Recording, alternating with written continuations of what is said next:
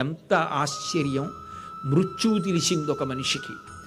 నేను ఏది చేస్తే ఇక మళ్ళీ పుట్టక్కర్లేదు ఈ 7 రోజులలో నాకు చెప్పండి అని అడుగుతున్నాడు. ఏది చెప్పాలి ఆయనకి ఇప్పుడు?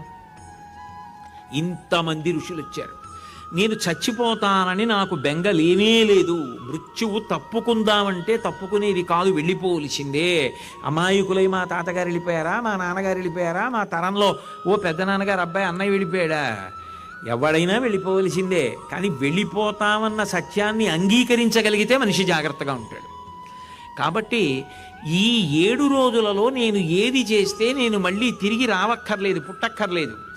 ఒకవేళ పుట్టినా నాకు ఎప్పుడు నిరంతరమైనటువంటి పరమాత్మ భక్తి, ఆయన పాదసేవ, ఆయన మాటలు వినాలి, పుణ్యకర్మలు చెయ్యాలి, ధర్మాచరణ చెయ్యాలనేటటువంటి అనురక్తి నిలబడిపోతుందో, ఏది విన్న కారణం చేత నేను మళ్ళీ మనుష్యుని యొక్క శరీరములో ప్రవేశించి పునర్జన్మని పొందవలసినటువంటి అవసరాన్ని పోగొట్టుకుంటానో, మోక్షమునకు వెళ్ళిపోతానో, విడుదలను పొందుతానో, సంసార చక్రమును దాటిపోతానో, అటువంటి స్థితి నాకు కలగడానికి యోగ్యమైనది ఈ 7 రోజులలో ఏది వినాలో అది నాకు చెప్పండి అని అడిగాడు.